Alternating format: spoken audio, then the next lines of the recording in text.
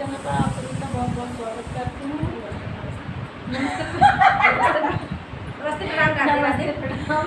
मैं भारतीय तिवारी सुभाष ऑफिशियल से मंजू के चैनल मंजूगिरी 89 पर बहुत बहुत स्वागत है। लगना के सुना चलना कैसा लगता है बताइए।